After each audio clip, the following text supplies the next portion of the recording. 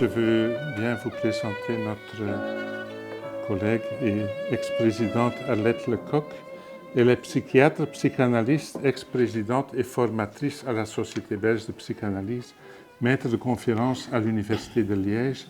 Elle est soucieuse d'y transmettre la pensée analytique, de même qu'au GERCPEA et à la Société belge ici. Parmi ses thèmes de prédilection, citons les traumatismes collectifs, la psychosomatique et la métapsychologie. Et comme dernière publication, Entre l'esprit du mal et la vie de l'esprit d'Ankar à Encore, psychanalyse et culture, l'œuvre de Nathalie Satzman. Et elle a publié aussi Loin de toute orthodoxie de la passion au divan dans la revue belge de psychanalyse. Donc, au plaisir de t'entendre, Arlette. Merci beaucoup, Marc. Merci beaucoup. Alors, bonsoir tout le monde. Merci d'être là. La journée était compliquée. Merci d'être là. Merci aussi à l'équipe d'avoir mis au point tout, au niveau technique, la possibilité de pouvoir travailler en hybride. Alors, je voulais d'abord signaler que nous venons d'entendre, pendant la mise en place de cette soirée, des extraits de la sonate pour piano et violon en la majeure de César Franck, interprétée par Ami Pieps au piano et Pierre Paduard au violon. C'est dommage que Pierre ne soit pas là, mais voilà, bravo Pierre, c'était très beau. Nous entendrons peut-être encore des extraits après, en fin de soirée. Il est là en Zoom. Ah, il est en Zoom. Alors, merci et bravo Pierre. Alors, voilà. Donc, je viens vous parler de César Franck et de quelques réflexions analytiques à propos de César Franck. Et je vais d'abord vous expliquer comment je suis arrivée à cela. En fait, à l'occasion du bicentenaire de la naissance de César Franck en 2022, le musicologue Xavier Falck souhaitait avoir un avis analytique sur les mystères de la vie et de la personnalité de ce compositeur. Il faut savoir que César Franck a vraiment écrit très peu, il y a vraiment très peu de choses sur son histoire, très peu d'écrits personnels. Donc beaucoup d'ombres et beaucoup de questions. Alors, donc Xavier Falck a téléphoné à la société et Christiane, j'étais présidente à ce moment-là, m'a passé la communication et c'est ainsi que je me suis trouvée embarquée un petit peu dans cette histoire. Alors, je connaissais une bonne part de la musique instrumentale de César Franck, mais je ne connaissais pas du tout son histoire. Il m'a donc donné et conseillé quelques biographies, dont une, il m'a dit que c'était la Bible. D'accord, j'ai commencé par cela. Je ne savais pas qu'il y avait 800 pages dans ce livre, mais enfin. Donc, j'ai lu cela et d'autres choses, et tout cela m'a beaucoup passionnée. Alors, n'étant pas musicologue, comme vous savez, je veux juste offrir quelques hypothèses, des pistes d'élaboration sur la vie intérieure et la trajectoire de cet homme de génie qui eut tant d'influence sur l'évolution de la composition musicale. Quel lien, par exemple, établir entre des aspects pressentis de son organisation psychique et l'expression de sa créativité ? Mon travail s'est donc appuyé sur l'excellente biographie de Joël-Marie Fauquet, les 800 pages, celle qui s'est parue en 1999, celle de Maurice Cunel et celle de Léon Vallas. Quelques chapitres donc. À l'aube de sa vie, le père de César Franck, le père Nicolas Joseph, est issu d'une famille de notables de Volkerich. C'est une petite ville de la province de Liège qui est juste à la frontière avec les Pays-Bas et l'Allemagne. La mère, Marie-Catherine Frings, vient d'une famille de drapiers d'Aix-la-Chapelle. À la naissance à Liège de César Auguste, le 10 décembre 1822, la Belgique n'existe pas. Liège est sous le régime hollandais, toujours, et la famille Franck ne deviendra donc belge qu'en 1830, bien sûr. Sur les plans géographiques et linguistiques, César Auguste voit donc le jour au cœur d'une région qui est balayée de courants germains, hollandais, wallons, français. Alors on peut se demander si c'est pour cela que le père spécifiait toujours l'origine liégeoise de son fils. Mais c'est sans doute aussi parce que Liège jouissait à l'époque d'une réputation prestigieuse sur le plan musical. Quoi qu'il en soit, les sons qui bercèrent les premiers jours de César Auguste avaient les accents polyphoniques du wallon, du picard, du plattdeutsch et du français, qui deviendra en fait la langue de choix de la famille. Alors je vous parle maintenant de la mortalité infantile. César Auguste est le deuxième des 5 enfants du couple. L'aîné porte les mêmes prénoms, César Auguste, et décède à 1 an, alors que César Auguste numéro 2, celui qui nous importe, niche toujours dans le ventre maternel et n'en sortira que 3 mois après le décès du premier.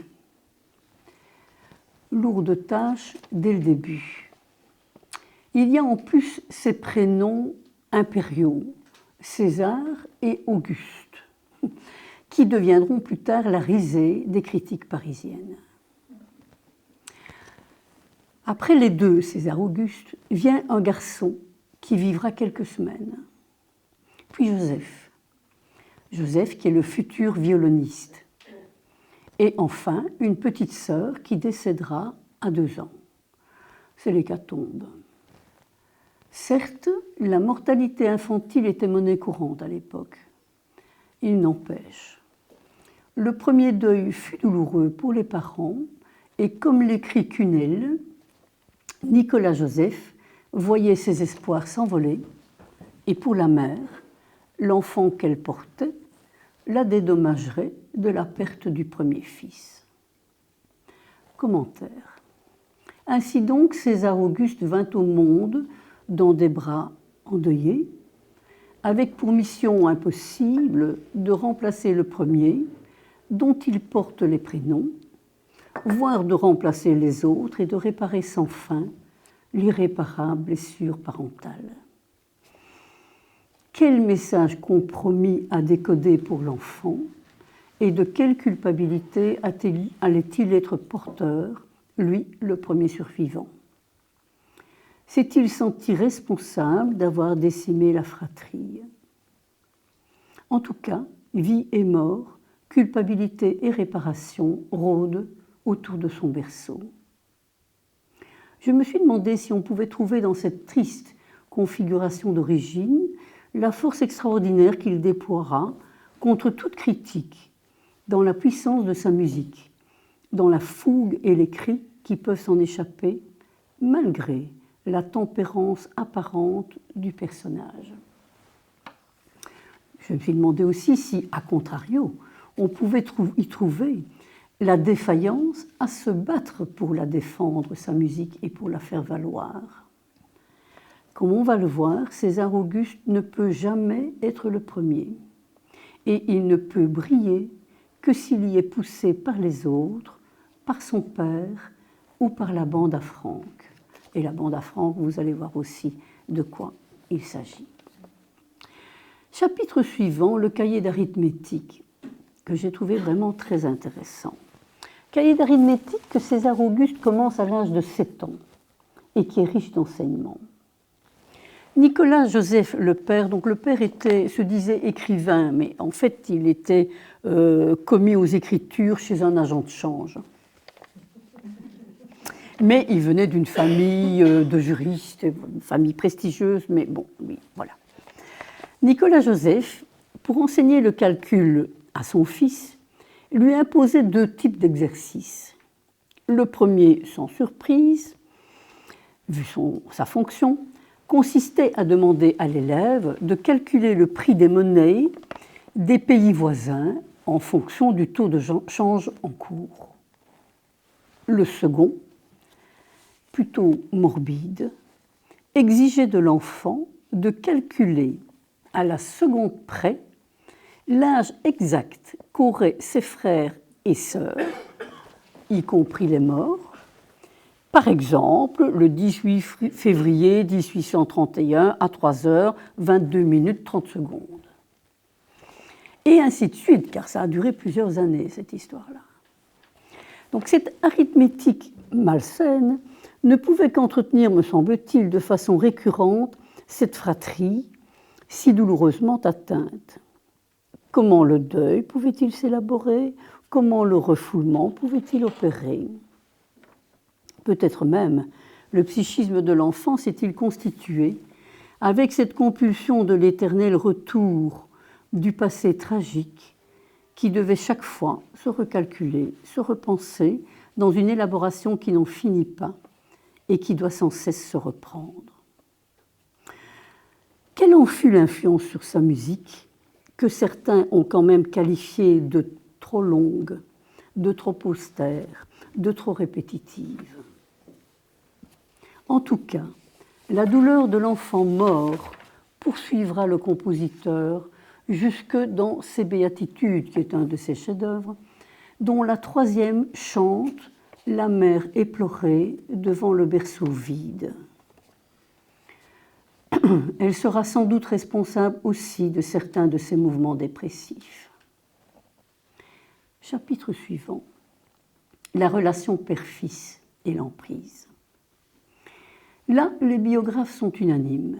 Nicolas Joseph, violent, orgueilleux, était un tyran, un véritable bourreau d'enfants. Il minutait les heures de travail de ses fils, les empêchait de jouer, crantait le pain afin qu'en son absence, sa femme ne leur donne pas une tranche supplémentaire. Il faisait régner la peur dans la famille. Écrivain médiocre, comme je l'ai dit, il voulait sans doute que ses fils réparent sa blessure narcissique. En tout cas, il décréta « Vous serez virtuoses, mes fils », ce qui devait lui rapporter de l'argent, car l'avarice était un autre de ses défauts. Il voulut inscrire son fils aîné, à 5 ans, à l'école royale de musique qui venait d'ouvrir ses portes aux élèves de 8 ans. On découvrit la tricherie et César Auguste dut attendre ses 8 ans, mais pendant ce temps-là, l'élève bien dressé eut d'excellents cours privés et entra donc déjà formé au conservatoire. La progression de l'élève fut fulgurante. Premier prix de solfège en 32, donc à 10 ans, premier prix de piano en 34, premières œuvres en 34 et études achevées en 35 à 13 ans. Antonin d'Indy écrit « 13 ans à peine et déjà répétiteur, virtuose, compositeur. L'enfant franc n'a pas un instant de répit. À croire que les jeux ne sont pour lui que combinaisons sonores et prouesses instrumentales. Pour le moment, César Auguste accepte la domination de ce père inflexible, une sorte de Thénardier. » Fin de citation.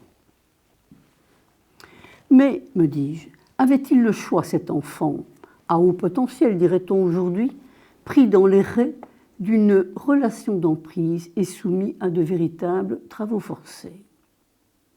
Nicolas Joseph lui ordonnait à 10 ans d'instruire son frère, qui devint de la sorte son premier élève, et il lui enjoignait d'écrire non seulement selon son inspiration, mais conformément aux vues utilitaires du père et de façon brillante.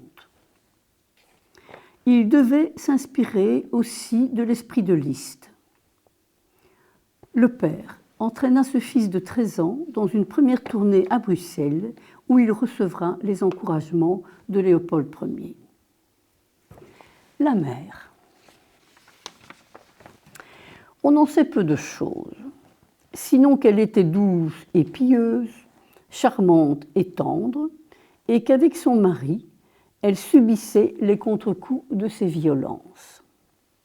Les dimanches, lorsqu'elle était désespérée, elle entraînait ses enfants à l'église et César se retournait vers le jubé pour admirer l'autel de tubes.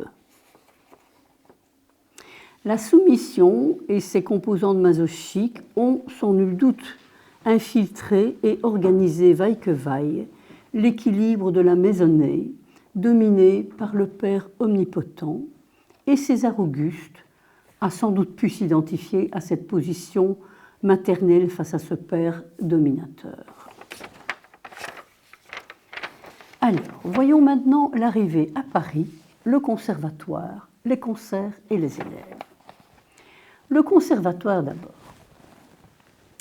Convaincu que son aîné en connaissait assez, Nicolas Joseph l'emmène à Paris en 1835, donc 13 ans, et veut l'inscrire au Conservatoire de Paris, mais le directeur Cherubini venait justement de réserver cette formation au sol français. Qu'à cela ne tienne, le père se fit naturaliser. Lors de l'épreuve, pour l'obtention du premier prix de piano en 1937, César Auguste, âgé de 15 ans, va subjuguer le jury. Non content d'exécuter avec brio le morceau imposé, il choisit délibérément d'exécuter la lecture à vue, une tierce en dessous de ce qui était prévu, ce qui était un peu provocateur, mais ce qui aussi augmentait très fort la difficulté de l'épreuve. La prouesse fut exécutée sans faute, et pour que les autres élèves puissent concourir, le jury attribua d'abord à César Auguste un grand prix d'honneur, ce qui n'eut jamais lieu ni avant ni après. Mais comment les Français allaient-ils accueillir ce jeune Wallon qui venait ainsi de les supplanter? On connaît l'impact délétère des mouvements d'envie et de destructivité qu'engendre le narcissisme des petites différences. Ces mouvements ont assurément jalonné le parcours difficile que le jeune musicien tentait de se frayer dans la capitale et dans son pays de cœur. En 1840, il obtint un premier prix de contrepoint, un premier prix de fugue, puis un second prix d'orgue dans la classe de François Benoît. Il ne lui restait qu'à concourir au prix de Rome, épreuve ultime qui couronnerait son brillant cursus et lui ouvrirait les portes de la composition. César Auguste, évidemment, s'y préparait ardemment quand son père, coup de tonnerre dans un ciel serein, le retira brutalement en 1842 du conservatoire. Pour des raisons tout à fait inconnues, c'est un mystère, et l'emmena quelques mois plus tard en tournée à Liège et en Allemagne. Pourquoi un tel geste? Selon Wallace, donc un des biographes, il pense que c'était pour l'entraver du côté de la composition, car il devait rester virtuose, ce qui était beaucoup plus rentable. Pour Fouquet, la Bible, si le père était naturalisé, le fils ne l'était pas, et ignorait qu'il suffisait d'une signature à 21 ans pour le devenir. En n'avertissant pas son fils à temps, Nicolas Joseph lui barrait l'accès au prix de Rome français. Maintenant, en le ramenant à Liège, il voulait peut-être l'orienter vers le prix de Rome liégeois qui venait de s'ouvrir. Donc c'était une autre entrée pour le prix de Rome, ça pouvait se faire par Liège. Mais il n'en fit rien.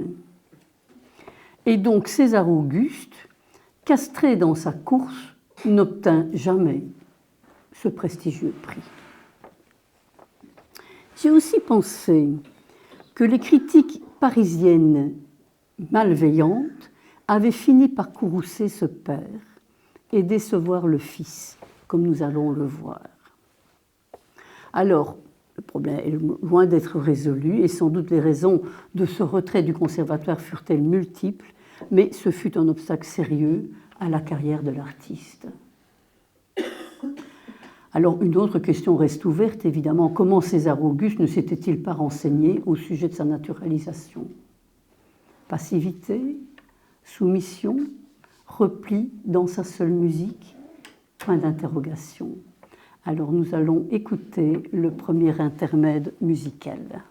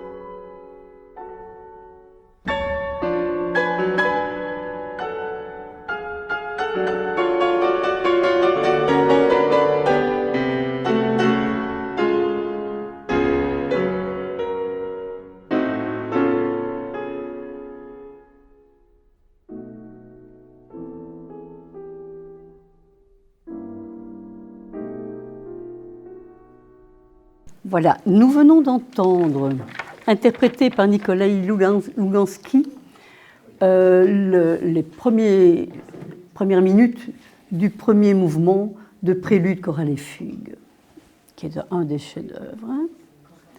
Alors, passons aux concerts et aux critiques. Parallèlement au cursus qu'il menait au conservatoire, que les fils menaient au conservatoire, Nicolas Joseph saisit toutes les occasions pour que les deux frères, le pianiste et le violoniste, se produisent en concert. S'étant improvisé impresario, bien qu'inculte en musique, le père déploya maladroitement une énergie considérable pour vanter, magnifier avec outrecuidance les qualités musicales de César Auguste Franck de Liège, comme il le présentait. Il l'exhibait tel un singe savant bien dressé dans les salles onéreuses de la capitale. César Auguste se soumettait, sachant, écrit Cunel, qu'en son fort intérieur existait une cella inaccessible qui le protégeait. La Gazette musicale, qui était le journal critique par excellence, qui faisait la pluie et le beau temps à l'époque, hein, il faut bien dire que c'était primordial, que même que les concerts c'était primordial, il n'y avait pas de CD, il n'y avait pas tout ça bien sûr. La Gazette musicale, sous la plume acerbe de Henri Blanchard, torpillait et ridiculisait le père, mais atteignait ainsi le fils. Ce sera un jeu pour Blanchard de viser l'orgueil du père à travers le talent du fils et de prendre l'innocent César Auguste au piège du ridicule de ces deux prénoms impériaux. Ainsi, il écrit, je cite, en 1941, « Comme les empereurs de Rome dont il porte les noms et qui soutenaient tout le poids de la monarchie du monde, Monsieur César Auguste Franck a porté à peu de choses près toute la responsabilité de son concert. L'invincible César Auguste a suffi à tout. Il est venu, a vu et a vaincu. Certainement, ce jeune homme a du talent, mais c'est un talent mécanique. C'est né, pur, sec. Il sait, mais ne sent pas. La mélodie ou la difficulté ne dérange jamais le sourire qui semble stéréotypé sur sa figure. » Mes commentaires. Alors, ces propos pourraient évoquer chez cet artiste, chez César Franck, un comportement d'adaptation en faux self. Hein.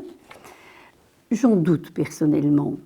Nous n'avons, pour plusieurs raisons, on pourra discuter peut-être plus tard, mais d'une part, nous n'avons guère d'indices de la relation primaire à la mère pour appuyer cette hypothèse. De surcroît, jamais Franck ne fera du Liszt, du Beethoven, du Schubert. Il gardera toujours une force identitaire suffisamment solide, bien que dissimulée sous son sourire défensif et sous d'autres couches de protection, pour affirmer sa musique et triompher plus tard de ses entraves. En quelque sorte, le modèle ne le façonne pas de façon adaptative, me semble, mais l'inspire. César Franck est conscient de sa valeur, mais il obéit et se soumet à la domination paternelle, et c'est plus vraisemblablement, me semble-t-il, l'obéissance au diktat paternel dans une relation d'emprise qui déterminera son comportement de soumission, voire d'effacement. Alors, 1842, retenez cette date.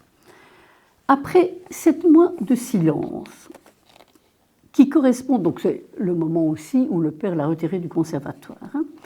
Après 7 mois de silence, qui correspondent à 7 mois de travail ou de décompensation, après ce coup d'arrêt porté à sa carrière et les critiques humiliantes, César Auguste quitte donc Paris pour une tournée à Liège et en Allemagne, où il fut toujours mieux accueilli qu'en France.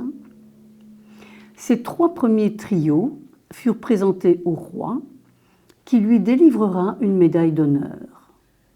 De retour à Paris, ce fut de nouveau l'occasion pour le père d'une propagande triomphale aussi inappropriée que ridicule. L'artiste se partageait entre les concerts, la composition, le conservatoire, il n'avait pas encore terminé, et les élèves. Il semblait traverser cela, le sourire aux lèvres et l'air un peu absent de la vie sociale qui l'entourait. Néanmoins, tout au long de l'année 44, il fut malade et on n'entendit plus parler de lui. Il avait 22 ans. L'année suivante, il reprend l'écriture avec des œuvres très différentes. Un oratorio, Ruth, qui n'aboutira qu'à un succès d'un soir avant de triompher bien plus tard. Chapitre suivant, très important, la rupture, le grand tournant et le mariage. La rupture avec le père. Pour vivre et faire vivre sa famille, César Auguste multiplie les cours. Il est aussi démonstrateur des pianos Pleyel comme des orgues Cavaillé-Coll. Il accompagne des musiciens et tout cela rapporte l'argent que réclame l'avidité insatiable du père. Parmi ses élèves, il rencontre dès 1840 Félicité Desmousseaux, fille d'acteur de la Comédie Française, bourgeois cultivé. Je me suis demandé, au vu de la suite, si les sentiments amoureux qui émergent ne sont pas entrés à bas bruit d'abord en conflit interne avec l'obéissance au père tyrannique, et si les 7 mois de silence en 42, le départ organisé par le père vers Liège et la maladie en 44 ne pourraient pas se lire à la lumière de ce conflit. Une décompensation dépressive ou psychosomatique aurait peut-être miné César Auguste avant d'avoir la force d'affronter enfin ce père dans des moments de grande tension, comme je vais le relater. Le fait est qu'en février 1846, confronté à l'idylle qui risque de lui ravir son fils, Nicolas Joseph aurait déchiré la partition que César Auguste voulait offrir à sa bien-aimée.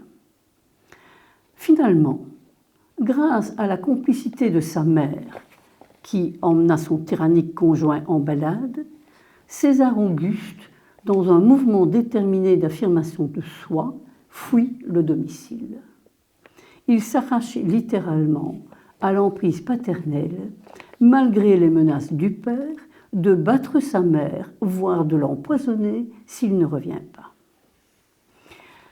Il accepte aussi, dans ces circonstances tumultueuses, de signer une reconnaissance de dette à ce père, ce qui l'aliénera sa vie durant.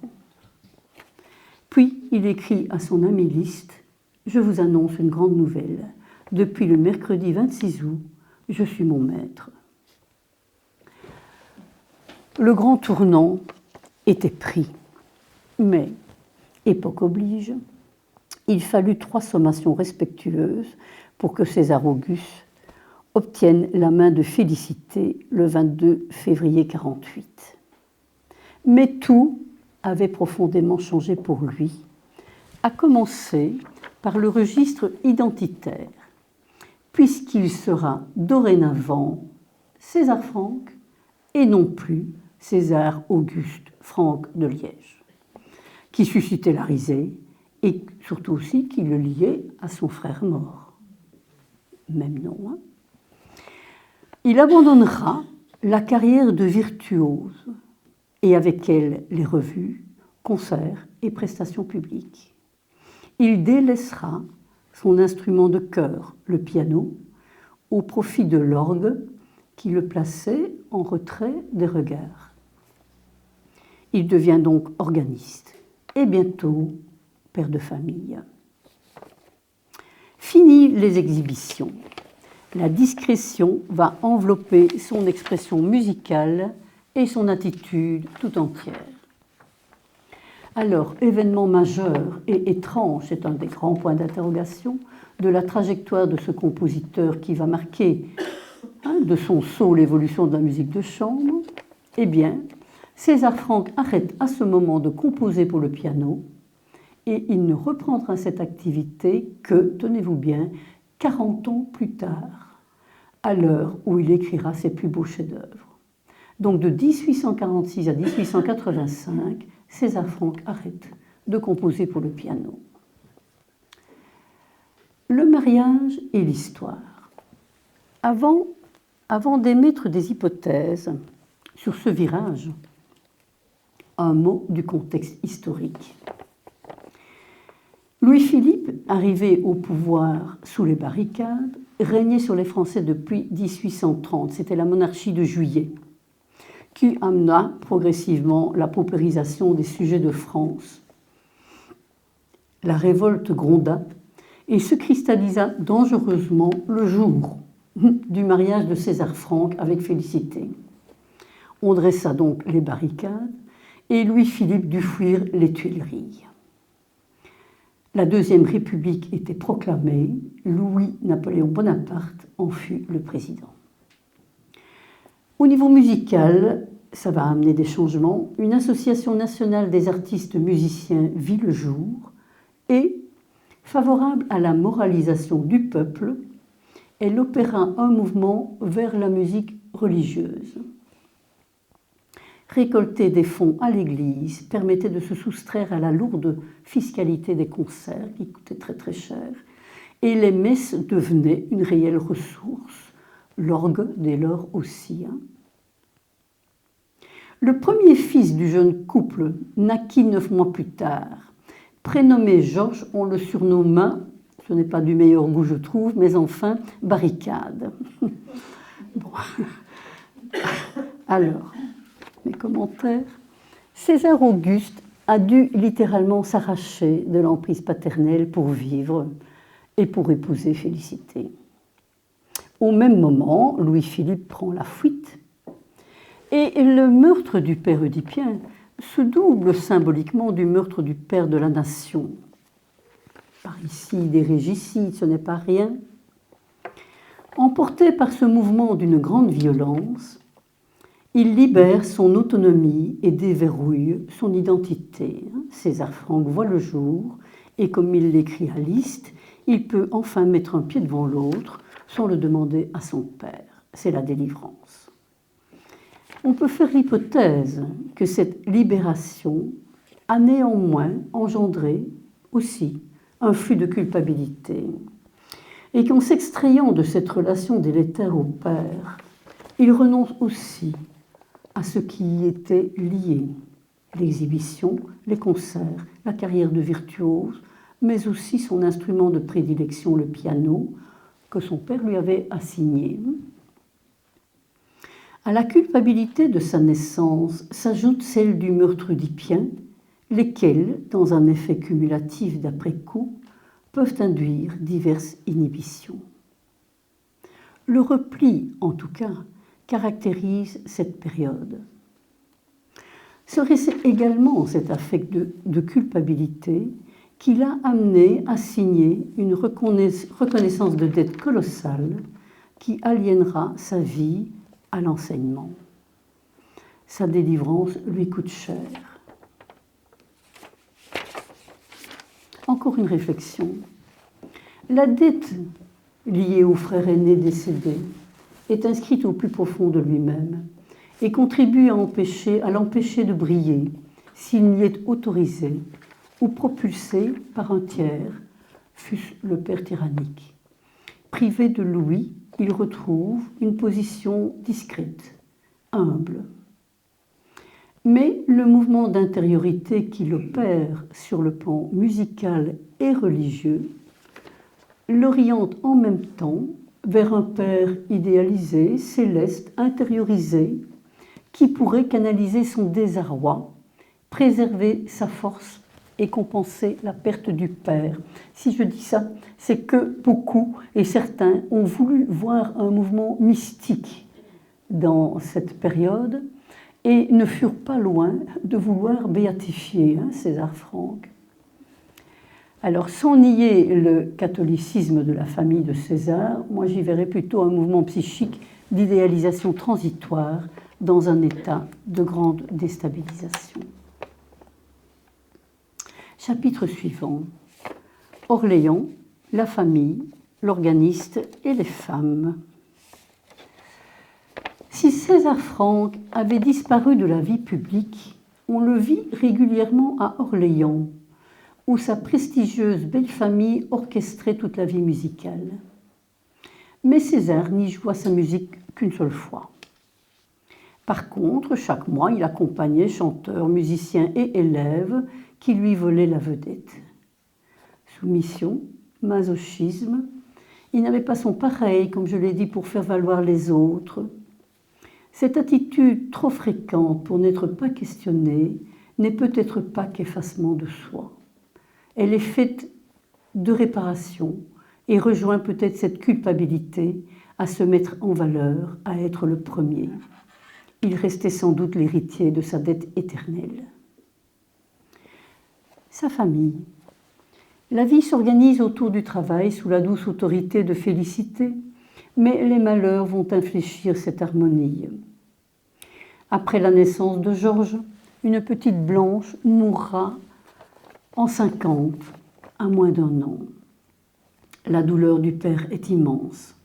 Sa musique a des accents mélancoliques. Il connaîtra une grave dépression et lui, d'ordinaire si discret, avouera à une jeune élève, je cite, « La douleur que l'on ressent en perdant ces petits êtres auxquels on s'attache d'autant plus qu'ils sont plus délicats est si grande qu'elle devient presque de l'injustice envers ceux qui nous restent. Je l'ai éprouvé moi-même.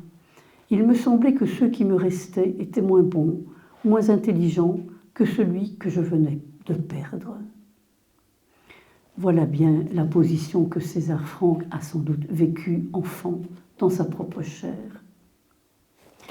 Germain naquit en 53, puis Paul Eugène, qui mourra 3 ans plus tard. De nouveau, la mort scande la vie. Entre-temps, c'est son beau-père et sa belle-mère qui décèdent, belle-mère qu'il appelait souvent maman. Puis c'est sa propre mère qui s'éteint en 1860. Alors Joseph, le frère violoniste, le frère de César, était resté, lui, sous la férule du père. Il ne fut autorisé à se marier qu'en 65. Et Nicolas Joseph se retira alors à Aix-la-Chapelle jusqu'à sa mort en 71. En fait, César n'a pas été averti ou a été averti tardivement de la mort du père qu'il ne reverra donc pas, ce qu'il regrette. Nous savons que la plupart des chefs-d'œuvre de César Franck pour piano seront postérieurs à cette date. Ce n'est qu'à la mort de son père, cet ahurissant, qu'il apprendra qu'il lui suffit d'une signature à 21 ans pour devenir français. Il se fit enfin naturaliser. Beaucoup de portes se seraient ouvertes s'il l'eût fait plus tôt. L'organiste. César Franck, qui obtint, souvenez-vous, un second prix d'orgue au conservatoire, va consacrer de très nombreuses années de sa vie à cet instrument. Il deviendra le maître de chapelle de Sainte-Clotilde, où il officiera jusqu'à la fin de sa vie. Comme il se livrait à l'improvisation, ses œuvres, parfois sublimes, ne furent jamais écrites et n'eurent d'existence que pour les oreilles privilégiées du jour. C'est un sommet d'effacement de soi.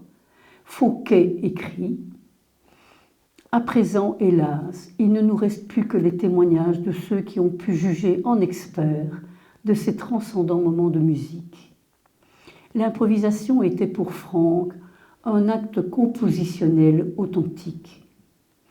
Reste à savoir si le meilleur des pièces écrites résulte de la distillation de ces moments de création instantanée à jamais perdus, château de sable sonore. Liszt et bien d'autres vinrent l'écouter et ne tarissaient pas d'éloges. Les critiques devinrent dithyrambiques, sauf Saint-Saëns, qui parle d'une musique cathédralesque. Avec ses 6 pièces d'orgue, César Franck, qui sera plus tard considéré comme le plus grand organiste du XIXe siècle, devint, un organisme de premier ordre, et l'instrument à tuyau, selon Fouquet, retrouvait ses lettres de noblesse pour la première fois depuis Bach. Franck et les femmes. La discrétion et la retenue ont pu faire croire que la libido de l'artiste était essentiellement sublimée dans son art, mais plusieurs situations infléchissent cette image d'ascète. Il avait avec sa cousine Claire et avec ses élèves féminines un lien très intime. Si intime qu'un jour, son fils Georges crut bon d'évoquer le lien de son père à un élève, qui était en fait une élève. Une autre élève écrit « Quant à mon maître de piano et d'harmonie, M. Franck, que je connais depuis 10 ans, je le chéris, et il me chérit. Je suis de plus en plus son élève préféré. » Puis il y eut Augusta Holmes, dont le charme irlandais allumait tous les musiciens qui l'entouraient, et que Saint-Saëns avait demandé en mariage. Franck n'aurait-il pas lui aussi subi le charme de sa radieuse élève et admiratrice? En tout cas, un jour, devant le pianiste Mathias, on prétendait que le musicien des béatitudes n'était qu'un mystique. Un mystique, répliqua vivement Mathias. Demandez un peu à Augusta Holmes. Comme il se doit, Madame Franck détestait Augusta Holmes, de même que le quintet en fa mineur écrit sous l'inspiration de cette muse irlandaise. Alors nous allons écouter le deuxième intermède, qui n'est pas le quintet, et qui est le prélude, enfin quelques minutes du premier mouvement, de prélude, fugue et variation, toujours interprété par Luganski.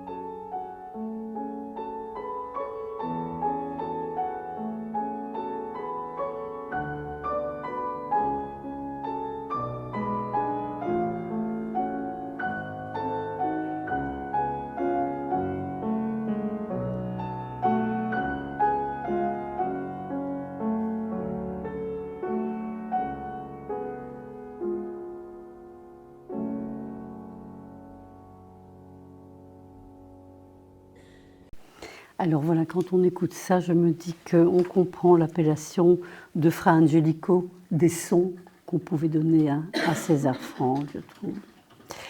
Alors, la bande à Franck, les chefs-d'œuvre et la sonate de Vinteuil. Retour au conservatoire. Malgré les déboires des premières représentations, c'est vrai qu'il se passait toujours quelque chose qui faisait échouer, c'était pas parfait. C'était soit provoqué tantôt sans doute par la jalousie des rivaux, tantôt par le compositeur lui-même, qui par exemple se foule le poignet l'avant-veille de la première. Mais malgré tout cela, les succès vont se multiplier, les chefs-d'œuvre aussi. Rédemption, les béatitudes, Ruth, son églogue là, qui n'avait guère obtenu de succès et qui triomphe maintenant à plusieurs reprises. Le critique Reyer écrit « César Franck, retenez bien ce nom-là. Les hommages se multiplient. Ayant acquis la nationalité française à 50 ans, César Franck devient professeur d'orgue au Conservatoire de Paris, succédant donc à son vieux maître François Benoît. Alors, c'est amusant, on lui reprochera, à César Franck, d'enseigner davantage l'improvisation et la composition que la technique de l'orgue, et d'ouvrir ainsi aux élèves la voie vers le prix de Rome. Tiens donc. Hypothèse. Ce faisant, il réparait sans doute et renouait sa carrière interrompue sur les lieux mêmes de la cassure. Souvenons-nous qu'il avait obtenu un deuxième prix d'orgue et qu'ensuite son père, le retirant du conservatoire, l'avait entravé dans sa course vers la composition et le prix de Rome. Et ce retour au conservatoire sur le chemin de la composition qui vint suturer la blessure. Et ce retour qui va le propulser pendant les années de vie qui lui restent sur la voie de la plus belle créativité musicale qui révolutionnera la musique de chambre française. César reprend pleinement le cours de sa vie et sa nouvelle fonction lui apporte un gain d'argent. Alors c'était très problématoire, hein, très problématique les conflits qu'il y a eu au conservatoire, vu qu'il formait les élèves au prix de Rome, plutôt que de leur apprendre directement la technique de l'orgue. Bref. Il s'entoure progressivement d'un groupe d'élèves qui deviendra la bande à Franck, constituée en majorité d'hommes, Vincent d'Indy, Ernest Chausson, Henri Duparc, Emmanuel Chabrier, Guillaume Lequeux et Augustin Holmès. Un attachement intense, une vénération unissait les élèves au père Franck. Le cercle devenait si important qu'il suscitait crainte ou jalousie dans le milieu musical, et Saint-Saëns devint haineux envers son ancien ami. Un mouvement était né. Ce sera, le mot est malheureux, mais voilà, il le précède, ce sera le franquisme. Et César en était le leader. Il régnait un climat particulier dans le groupe. La modestie du maître, qui n'ignorait pas sa valeur, ses exigences musicales et la confiance des élèves créaient un espace de partage, de jeu, de plaisir et de force. Les partitions s'échangeaient, se corrigeaient. Un élève pouvait infléchir la composition du maître, ce qui fera dire à Alexis de Castillon, le père Franck a été formé par ses élèves.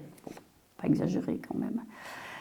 Quant à César, il pouvait s'effacer pour faire valoir un élève, et le groupe constituait un nouveau masque derrière lequel il pouvait vivre heureux avec sa musique et ses élèves. La bande à Franck était devenue très influente et menait des combats comme celui de faire entrer la musique contemporaine étrangère à la très officielle Société nationale de musique. Il y avait Wagner à ce moment-là qui était de plus en plus présent. Le monde musical était divisé, voilà, entre les adeptes de Wagner et les autres. Le franquisme défendait des positions fortes et César, haïssant les conflits, évitait la première ligne. Alors, hypothèse sur la fameuse bande à Franck. Selon l'axe vertical de la filiation, l'intimité tendre et confiante que le père Franck entretenait avec ses élèves réparait sans doute, en l'inversant, la relation dominatrice si douloureuse qu'il avait subie avec son père. Mais, sur un axe horizontal, et c'est Blandine qui m'en suggéra l'idée, la bande à Franck pouvait évoquer un lien fraternel qui ressuscitait pour César sa fratrie d'origine si décimée. Reconstituée, elle pouvait ainsi le disculper et lui permettre de lâcher les derniers freins dans sa créativité. Nous arrivons aux chefs-d'œuvre. Les chefs-d'œuvre instrumentaux, il y en a, surtout 4. César Franck a 66 ans. Il lui reste 12 années à vivre et il a repris la composition instrumentale.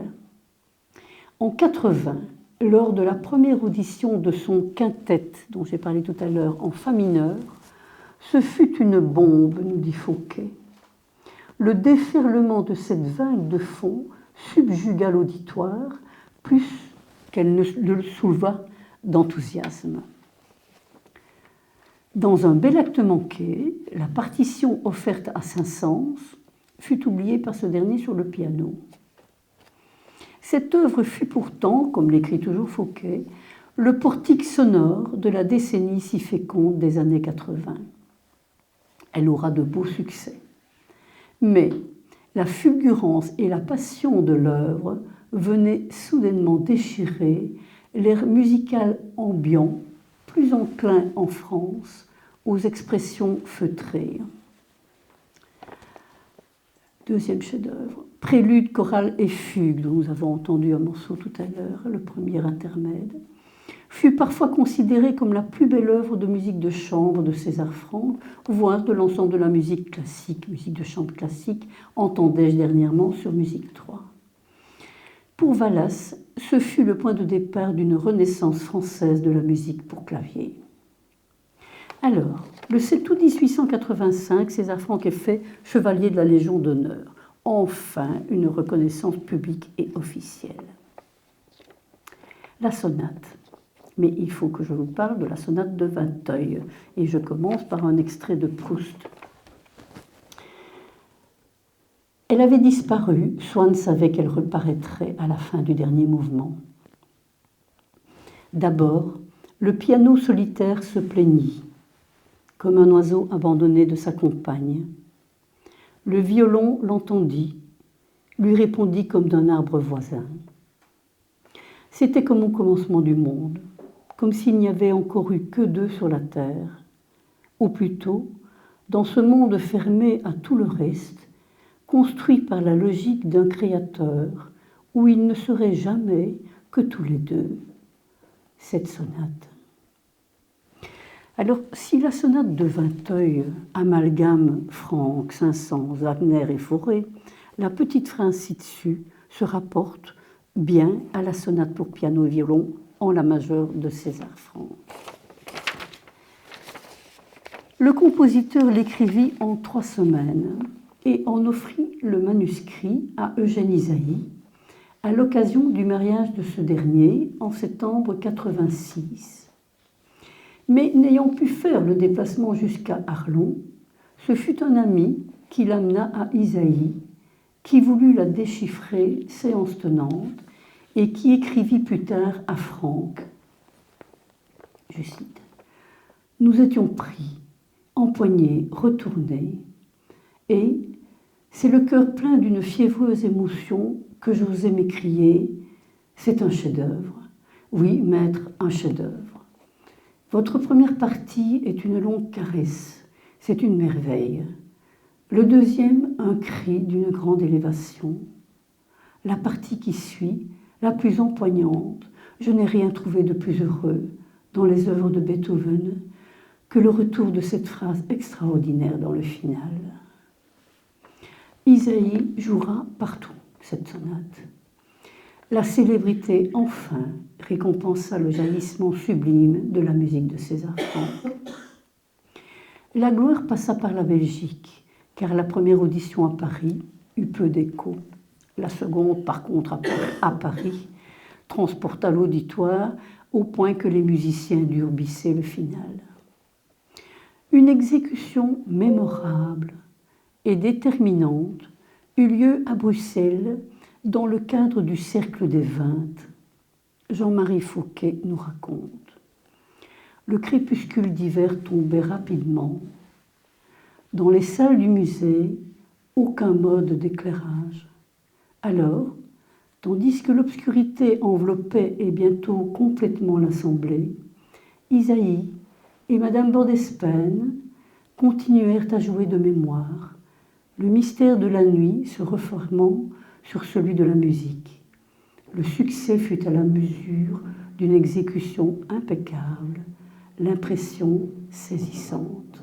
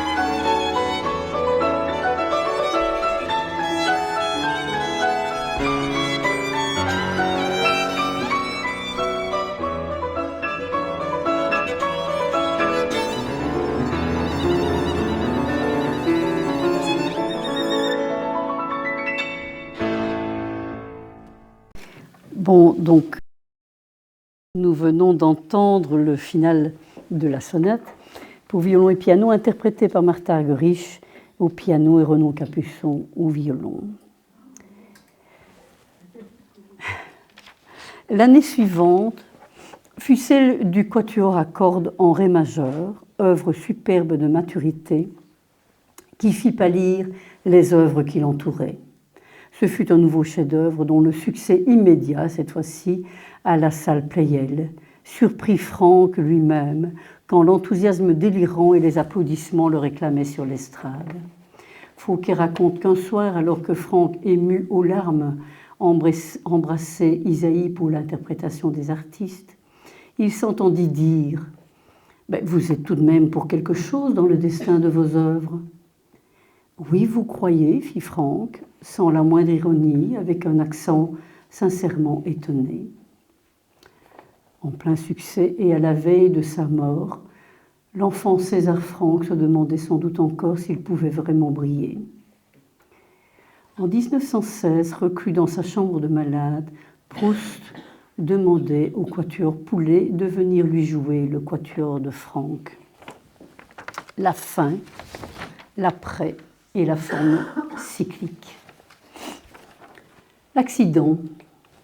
En juillet 90, alors qu'il circulait en fiacre, le timon d'un omnibus vint violemment le percuter sur le côté. S'ensuivirent des complications. César luttait courageusement et achevait ses chorales. Les docteurs Félix Ferréol et Édouard Brissot, condisciples de Freud chez Charcot, le soignaient. Il rendit l'âme le 8 novembre 1890. Et après, des conflits opposèrent aussitôt la famille, représentée par le fils aîné Georges, laïque et agnostique, et les disciples de César, menés par le très catholique Vincent d'Indy. Sur le plan musical, d'après Cunel, la musique de Franck faisait maintenant se pâmer les oreilles et halter les cœurs. Les concerts se multipliaient et sa musique triomphait à Paris comme ailleurs. Franck était devenu le père de la musique française contemporaine et chef d'école sans le savoir. En 1896, donc 6 ans après sa mort, s'ouvrit la Schola Cantorum, qui refusait de faire de l'art un métier et dont Franck fut considéré comme étant le grand-père. Une dernière hypothèse en guise de conclusion. La forme cyclique en musique consiste à reprendre un thème, à le répéter d'un mouvement à l'autre, en l'élaborant, le déployant, le transformant. Cette figure est déjà présente dans la musique grégorienne. On la trouve aussi chez Beethoven, Schubert, Schumann, Liszt et bien d'autres. Mais chez César Franck, c'est presque une signature. Je me suis demandé si l'organisation psychique de l'enfant qu'il fut ne s'était pas structurée de la sorte. Quand dans son cahier d'arithmétique, l'enfant devait régulièrement reprendre les âges respectifs de ses frères et sœurs, y repenser, les faire revenir au détriment d'un deuil, ne s'entourait-il pas d'une reprise incessante et toujours transformée de ses enfants qui grandissaient avec lui? Fratrie qu'on retrouve peut-être dans la bande à Franck. Certes, d'autres compositeurs n'ayant pas la même histoire recourent à la forme cyclique. Mais chez Franck, ce fut dès le début, dès les premiers trios. Et il fut surpris quand ses disciples lui révélèrent l'originalité de son cyclisme, car c'était pour lui tellement naturel. Ce serait bien là, me dis-je, la signature de l'inconscient.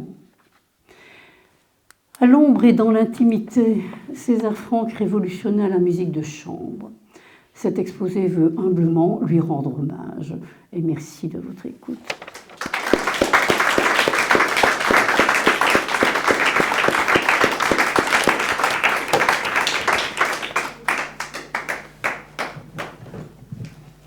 Eh bien, nous avons du temps pour la discussion. D'abord, un merci aussi à Jean-Pierre qui nous a beaucoup aidé avec l'enregistrement et l'audiovisuel. Donc, merci Alette pour cet exposé remarquable que tu as présenté à un congrès international. Je crois que c'était le congrès de la FEP. Non, je ne l'ai pas présenté. En fait, j'ai écrit un article, mais ce qu'il y a, c'est que Xavier Falk, le musicologue, m'avait demandé d'intervenir dans une série sur César Franck de chair et de son. Et voilà, donc j'ai participé à 2-3 épisodes sur Musique 3 là-dessus, mais c'est tout. Merci.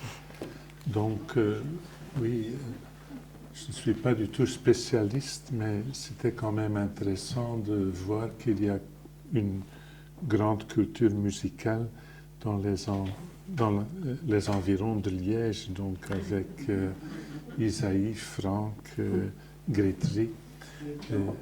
Jeton. Oui, donc il y avait beaucoup de componistes ou de musiciens très connus. Tu as aussi bien développé la relation entre le musicien et son père tyrannique, et aussi le fait qu'il a dû remplacer un enfant décédé, prendre la place d'un autre enfant. Ce qui a été moins élaboré, c'est une question où est la mère. Donc le père est très présent, mais je pensais que sa musique était peut-être sa façon de faire vivre sa mère, un cadeau à sa mère. C'est une question, parce que je peux m'imaginer la perte des enfants a dû avoir une grande influence sur l'état psychique de la mère. Et je pense surtout à la problématique de la mère morte, bien décrit par Green, qu'un développement artistique ou une génialité artistique peut aussi montrer le besoin de l'enfant de ranimer, de faire vivre la mère. Mais c'est une hypothèse. Eh bien, maintenant, c'est à vous. Donc, je suis très curieux de vous entendre, de vous écouter.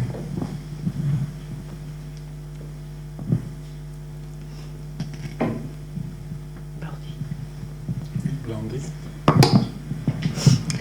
Oui, merci beaucoup Arlette, parce que c'est toujours un grand plaisir de t'entendre parler de César Franck. On en avait déjà parlé, mais on peut encore continuer. Et je vais rebondir sur l'histoire de la mère, parce que cette fois-ci, ça m'a plus frappé, un peu comme disait Marc. C'est que quand il a accepté, Franck, de payer son père, de faire cette sorte de pension à son père, c'est aussi pour sa mère qui payait, puisque le père n'avait pas d'autres revenus, et que même si le père a fait du chantage en disant que sinon il allait faire mourir sa mère, etc., en donnant cet argent, d'une part, il payait pour sa mère, et d'autre part, c'était peut-être ce qui lui permettait, sans trop de culpabilité, de s'affranchir de ce père. Donc c'était le prix de sa liberté, et que ça a plus servi qu'on ne pense probablement pour le désengager. Alors il y a une concordance de temps dont je ne me souviens plus très bien, c'est quand la mère meurt, que le père va à Aix-la-Chapelle, c'est ça. Quel âge a Franck? Est-ce que c'est à ce moment-là qu'il crée ses plus grands chefs-d'œuvre? Donc, Après la mort du père. Donc, après la mort du père. Donc, c'est vraiment lorsqu'il a enterré son père, si on peut dire, qu'à ce moment-là, il peut vraiment s'épanouir pleinement. Et alors, en bout de terre, je me disais, mais au fond, tout est toujours possible, quoi. Donc, parce qu'il a quel âge? Il a une soixantaine d'années, une bonne soixantaine d'années. Oui, c'est en 71 et il meurt en 90. Donc, quand même, oui, 49 ans. Enfin, quand même, il peut vraiment, à ce moment-là, faire éclore tout ce qu'il a engrangé. Et au fond, il y a des énigmes. Hein. Pourquoi est-ce qu'il doit rester terré dans une église avant de pouvoir s'éclater pleinement? Enfin voilà, c'est toutes les questions passionnantes. Oui, alors, comme vous vous en doutez, moi je n'ai aucune réponse. Hein. On lance un peu des idées comme cela. Alors, c'est intéressant à propos de la mer.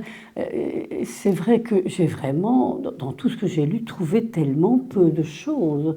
Ce qui ne veut pas dire qu'elle n'a pas eu d'importance. Qu'est-ce que je dirais en plus? C'est que quand il...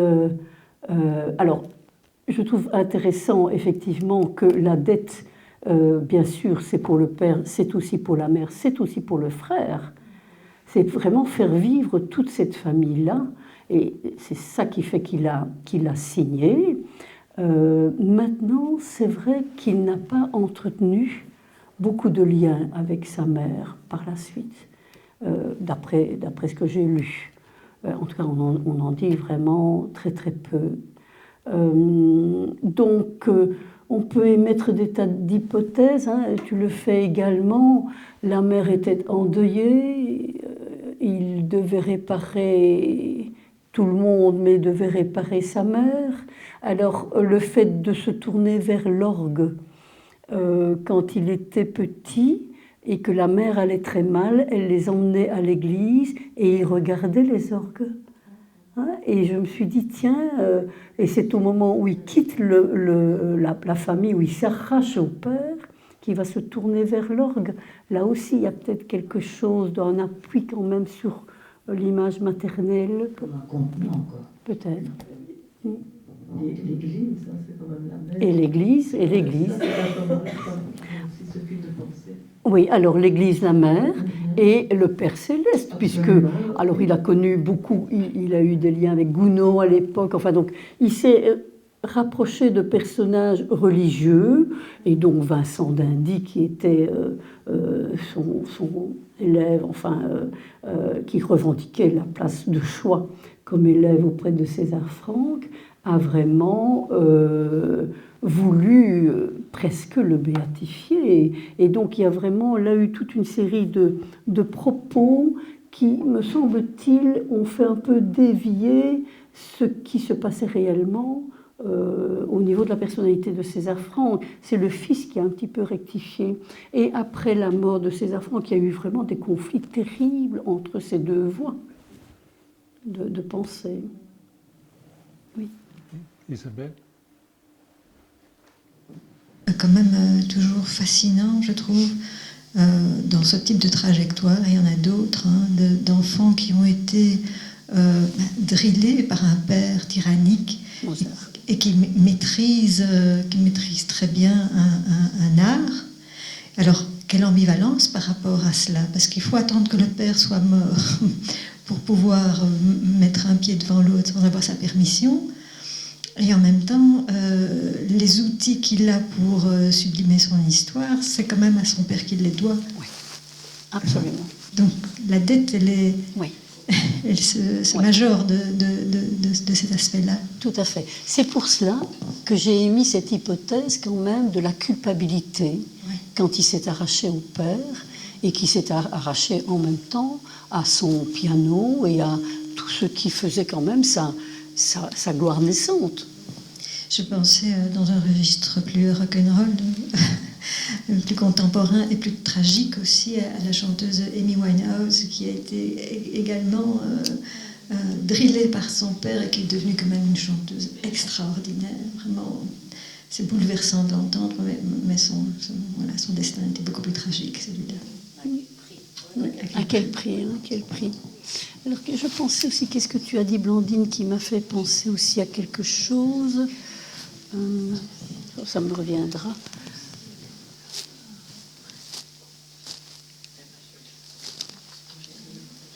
Je sais plus.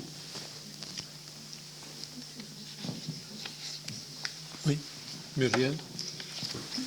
Je vous écoutais, je me disais qu'il y a quand même, on voit toujours artiste, gloire, mais j'ai l'impression que chez lui, l'art a un autre objectif, en fait, c'est vraiment intrapsychique. Ah oui, très fort. Et qu'en fait, il ne sait pas quoi faire. Enfin, comme ces artistes qui peignent et qui veulent jamais montrer, enfin, ils peignent pour autre chose, sans doute pour des liens familiaux. Enfin, tout ce qu'on a dit, ça ne contredit pas, mais il y a le lien avec la gloire qui est pas du tout... Enfin, son narcissisme, il a quand même pas été jusqu'à la reconnaissance, je sais pas, enfin, c'est ce que tu disais dans le commentaire. Ah bon, moi, je suis pour quelque chose. Enfin, ça ne sonne pas faux, c'est pas de la fausse modestie, c'est vraiment comme si ça avait servi quelque chose d'un trait psychique plus que au niveau de son identité ou sa place. Voilà, je trouve ça très, très flagrant et touchant. Et touchant, oui, oui, absolument, oui, oui, mais c'est très fort. Hein. Et alors, on parle à propos de sa musique, dans tout ce que j'ai lu, de musique pure, de quelque chose de très intériorisé. Et alors, on peut comprendre que on n'entre pas si facilement que ça dans la musique de César Franck et qu'au début, il peut y avoir un effet un peu de répétition, de monotonie, etc. Et donc, que ça ne plaisait peut-être pas au public français qui attendait autre chose. C'était austère. Ça avait des connotations plus, et ça a plus plu aux Allemands, aux Hollandais, aux Belges, et peut-être dans un héritage plus beethovenien, voilà. Mais il n'empêche que quel auteur il a pu prendre, quoi. Hein? Oui. Oui. Christiane. En tant qu'externe, pas du tout psychanalyste, mais bon, évidemment, tu sais très bien tes talents d'oratrice, enfin, je te trouve toujours exceptionnelle. Tu ne changes pas et ne change pas. Et dans l'histoire que tu racontes, enfin, moi je suis autre chose, mais je me dis, il n'y a rien d'amour là-dedans. Et rien? Il n'y a pas d'amour. Pas d'amour. Et j'ai l'impression que chacun dans cette famille est un peu un électron libre. Et sait-on, allez, s'il a été un bon père, s'il était heureux en ménage, enfin, c'est des choses où on se dit, tiens, j'ai pas entendu le mot amour. Je pense qu'il y en avait sans doute, mais qu'il y avait beaucoup d'humilité, il y avait beaucoup de pudeur, il y avait beaucoup de retenue, tous ces éléments-là qui font que sans doute ça n'éclate pas.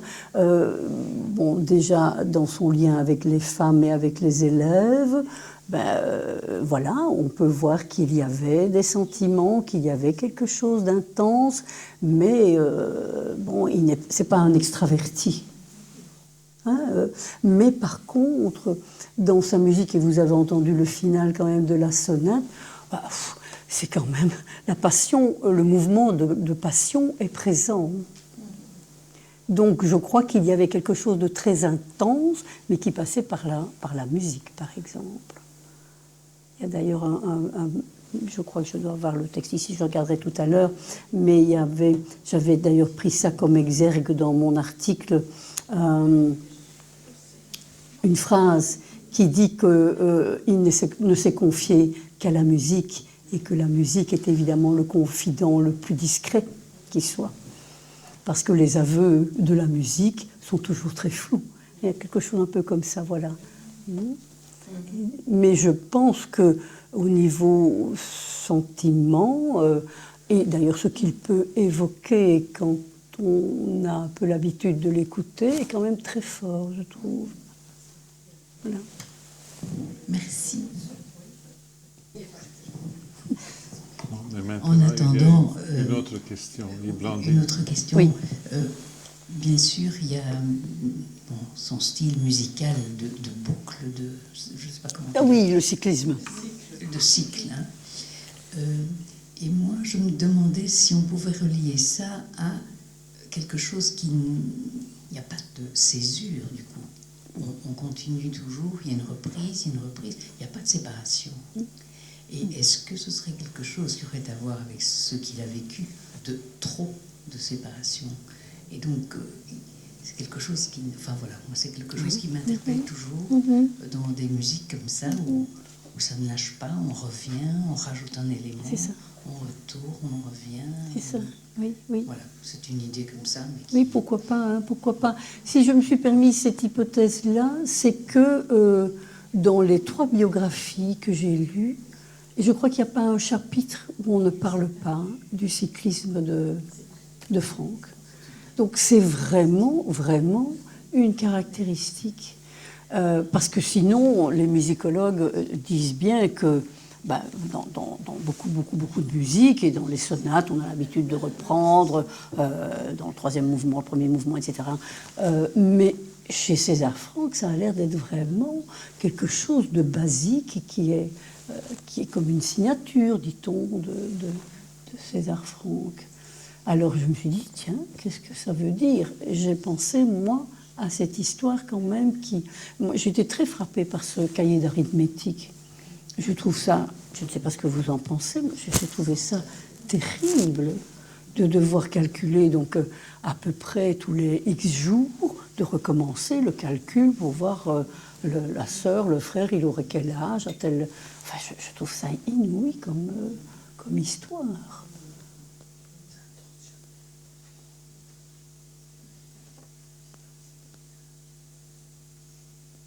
Maintenant, je l'ai dit, ce sont vraiment des hypothèses analytiques et je pense qu'il ne faut absolument pas réifier. J'espère que je n'ai pas donné cette impression-là. J'ai voulu ouvrir certaines portes et une des choses qui m'est apparue importante aussi, c'est effectivement quand il redémarre après la mort du père, mais aussi parce qu'il renoue avec le conservatoire. Il revient vraiment à l'endroit où la blessure a eu lieu. Et tout ça à partir du fait que, naturalisé, il pouvait évidemment être professeur, alors qu'avant, il ne pouvait pas. Et c'est assez ahurissant quand même, cette histoire-là, hein, qu'il n'a rien fait pour se rendre compte qu'il pouvait être naturalisé plus tôt. Et donc il est resté, ça c'est quand même aussi... Il y a beaucoup de contrastes chez lui. Il est resté comme ça dans une espèce d'acceptation qui le lésait pendant des années et des années. À côté de ça, il y a sa force qui fait qu'il crée un mouvement, la bande à Franck, qui a été quand même très très importante, et la force dans sa musique, bien sûr. Il y a beaucoup de contrastes.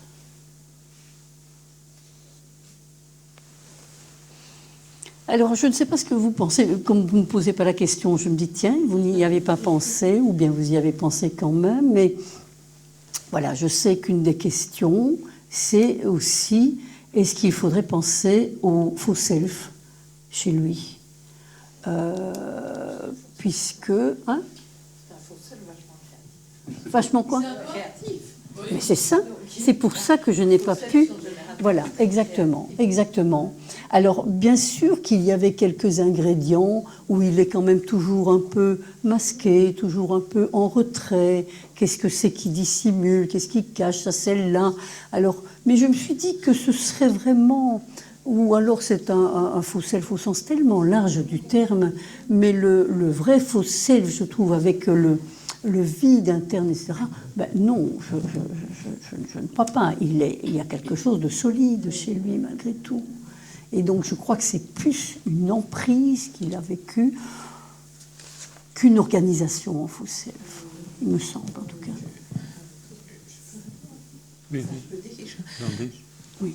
Moi, je n'ai pas du tout l'impression qu'il y a un fonctionnement en faux self, dans le sens où peut-être qu'il a un repli dans la musique et dans sa créativité musicale qui exprime des choses. Et je trouve qu'à ce niveau-là, c'est peut-être intéressant de s'interroger sur ce passage du piano à l'orgue, à la période où il est éjecté du conservatoire. Et donc, il y a quand même une créativité énorme et gigantesque, avec une pulsionalité qui apparaît dans cette musique. Ah oui. Mais je trouve que dans l'orgue, il y a quelque chose de plus céleste, je vais dire, entre guillemets. Oui. Donc c'est comme s'il était passé dans un registre plus religieux, puisque bon, il joue dans les églises, il fait de l'improvisation, donc il garde une créativité et débordement quand même très bien canalisé. mais de pulsion et de sublimation, de développement de tout ça, de sa psyché, je trouve. Oui. Donc, moi, je ne le sens pas du tout comme un faux self, mais je ne me suis pas penchée comme toi sur la biographie de César Franck. Hein. Oui, non, bien sûr, mais enfin, voilà. Mais parce que c'est une question que le musicologue avait demandé, le musicologue donc très averti de certaines choses au niveau analytique, et il m'avait dit, je me demande s'il ne faudrait pas penser au faux self, mais je n'y connais rien. Alors voilà, et donc ma réponse, enfin la réponse que je lui ai donnée, c'est que je ne pensais pas. Mais il s'est adapté. Hein? Cet homme s'est adapté, mais d'une manière oui, quand même extraordinairement exactement. créative, parce que ce qu'il a retiré, comme tu l'as bien dit, je trouve, de ses obligations vis-à-vis de ce paix tyrannique, oui. C'est qu'il a appris le piano et cette maîtrise, cette virtuose de sa façon de jouer. Ça a été le gain dans cette relation d'emprise épouvantable, oui. Mais il en a une certaine reconnaissance, et il en a fait quelque chose. Oui. Oui. Donc, je pense que les choses sont complexes. Tout à fait. Et il s'est adapté, et à mon avis, la musique est une sorte de refuge pour lui, pour exprimer des choses qu'il ne pouvait probablement pas exprimer devant la rigidité, l'obsessionnalité, l'avarice, enfin, le caractère anal de première classe, je veux dire, de son père. Et lui, il a trouvé cette manière de s'enfouir dans quelque chose d'extraordinairement... C'est ça. Et la virtuosité qu'il a gardée au niveau de l'orgue aussi, parce qu'il se fait que dans ce domaine-là, que je ne connais pas beaucoup, mais enfin, il semble que à cette époque-là, en France, peu de personnes arrivaient à jouer Bach à l'orgue. Et donc, il y a eu un certain monsieur Lemens qui est allé à Paris et qui venait d'Allemagne, et qui lui jouait l'orgue à merveille, et qui jouait du Bach à merveille. Et donc il y a au niveau du travail des pieds et des pédales, des choses extrêmement compliquées qui n'étaient pas bien connues en France. Alors évidemment Franck a assimilé tout cela, et lui a pu alors jouer Bach, et surtout ce qui est extraordinaire, c'est que c'est toutes ces improvisations. C'était, paraît-il, absolument merveilleux, sublime. Et alors, il avait toute une série d'improvisations. Et comme Bach a toujours une musique très longue, répétitive, longue, etc., mais le curé, parfois, s'arrachait les cheveux parce qu'il aurait voulu continuer la messe. Mais Franck n'acceptait pas, il voulait aller jusqu'au bout. Il ne pouvait pas couper son improvisation comme cela. Et alors, il avait des carnets d'improvisation avec toute une série de thèmes sur lesquels il pouvait partir. Mais c'est absolument passionnant, hein, le livre de Fauquet, pour ceux qui sont intéressés par la musique de Franck éventuellement, c'est vraiment assez passionnant à découvrir. Moi, j'en ai retiré des petites choses, hein, mais c'est vraiment... Et donc, oui, sa créativité est bien restée, sa virtuosité aussi. Mais voilà, il a fallu qu'il se retrouve au conservatoire et que son père soit mort pour que ça... Mais moi je pensais aussi que l'orgue est quelque chose au niveau de la sensorialité, tu viens de le décrire avec les pédales, qui est encore plus varié, je pense, que le piano, qui a bien sûr ses vibrations et tout. Mais l'orgue, je crois que ça... Enfin, on est occupé avec sa main, et puis le piano aussi, on a des pédales, d'accord, mais c'est autre chose. Il y a une virtuosité des pieds aussi. Et j'ai beaucoup pensé à Bach aussi, parce que dans la cyclicité, il y a quand même quelque chose de... Oui, bien sûr. Hein. Tout le travail mathématique qu'il y a là derrière aussi. Oui, absolument. Karine. Moi, je voulais repartir de... Françoise a cité la sensorialité. Quand on a écouté l'extrait dans le Noir, j'étais très touchée par la sensation d'enveloppement qu'on pouvait ressentir dans ce bain musical à ce moment-là. Et je me demandais s'il n'y avait pas quelque chose chez lui d'un besoin de construction d'une enveloppe sonore pour répondre peut-être à des failles dans le maternage précoce qu'il avait pu vivre, et que peut-être dans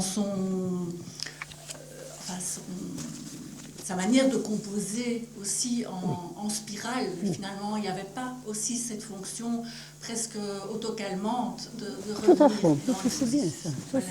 Oui, oui, je trouve c'est très intéressant ce que tu dis là, le côté autocalmant. Ça m'est pas venu comme ça, mais je trouve que ça correspond à quelque chose. Et alors, le côté structure. Alors, tu parles d'enveloppe, j'ai envie de dire structure, et ce que Saint-Saëns lui reproche à un certain moment, peut être entendu de façon aussi positive, c'est un côté par moments cathédralesque. Il pose quelque chose, hein, vraiment. Et quand il joue à l'orgue aussi, quand tu t'approches d'un orgue, tu es dans un bain sonore de tous les côtés, surtout quand c'est dans une église, ça vient de partout, on est dans la musique. Oui, absolument. Absolument. Voilà. En plus, dans une musique assez spiritualiste. Oui, oui, oui, oui. Oui, oui. Et le côté autocalmant, certainement. Certainement. Et alors, ce qui est terrible, alors les béatitudes, c'est quelque chose aussi, ça, il a mis 10 ans pour faire les béatitudes, qui n'ont pas été bien acceptées. Mais c'est-à-dire que, voilà, quand je dis qu'on lui mettait un peu des bâtons dans les roues, bon, c'est une œuvre très longue, et donc, la première fois, on lui a demandé de jouer une réduction pour piano. Donc, c'est déjà... et puis, on ne passait qu'une des béatitudes ou une autre. Donc, tout ça a été morcelé. Il n'a pas été porté. Alors que quand il venait à Liège ou en Allemagne, on lui ouvrait davantage les portes. On lui donnait beaucoup plus ses chances de briller. Et voilà, on le portait, on le demandait, alors il le faisait. Mais il y avait toujours ça. Voilà.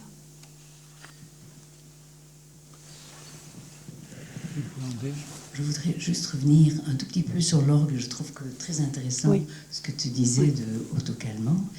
Mais on pourrait dire aussi autoportant, dans la mesure où jouer de l'orgue dans une église, c'est extraordinaire. On pousse avec un petit doigt et clac, c'est tout. Alors, si on met les grands orgues, les grands tuyaux, etc., c'est encore plus. Et en même temps, on ne le voyait pas. Donc, il y a un peu un paradoxe. Il pouvait être extrêmement puissant, sortir toute sa puissance, alors qu'on ne le voyait pas. Et donc, je trouve quand même que c'est assez extraordinaire. Alors, il y a autre chose aussi par rapport au piano. Et bon, on peut toujours dériver, on invente puisqu'on ne sait pas. Le toucher du clavier n'est pas du tout le même. Autant au piano, on peut lever, on doit délier les notes, autant à l'orgue, c'est tout le contraire. On doit glisser sur les notes. On ne peut pas faire ça. Enfin, il faut que le son puisse se lier, et donc c'est de nouveau un liage qui sans doute devait très bien lui convenir à ce moment-là, au moment où il rompt avec toute sa famille, finalement. Oui, oui, oui, oui.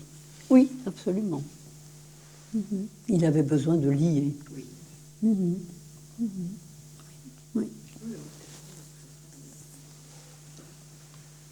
J'étais aussi curieux, où est-ce qu'il a reçu sa formation musicale? C'était à Liège?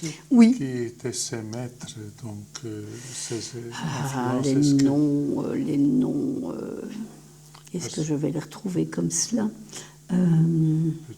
D'Aussogne. Il y avait d'Aussogne qui était très important et qui était un ami d'ailleurs de Cherubini. Les autres noms, je ne les ai pas en tête. Voilà. Parce qu'il avait des liens aussi avec Aix-la-Chapelle, donc oui. Qui est une influence allemande. Oui. Oui. A été aussi important, je pense. Oui, absolument, absolument, oui.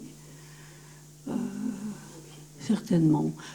Sans doute que le plus important, et qui est devenu un ami, c'est Liszt, au départ. Ça a été...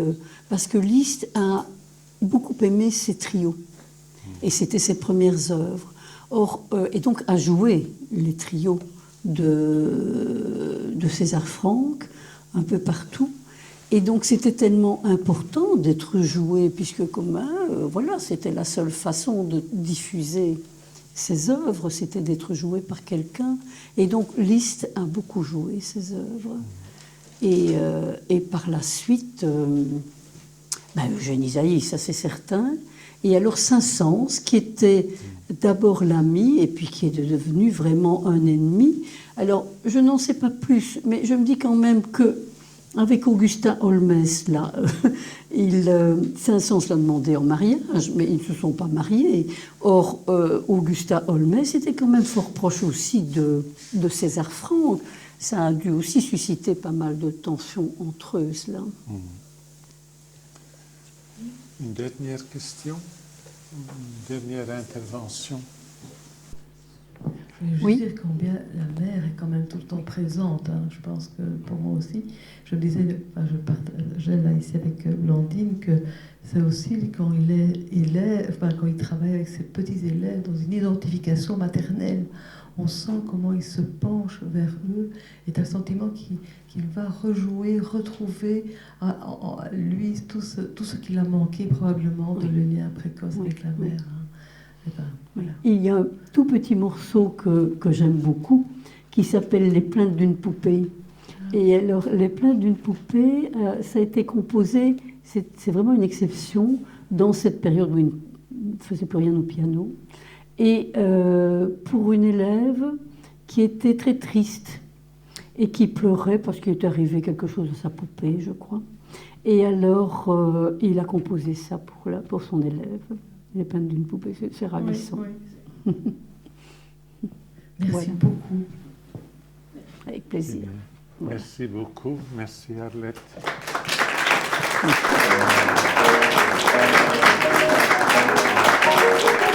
Merci.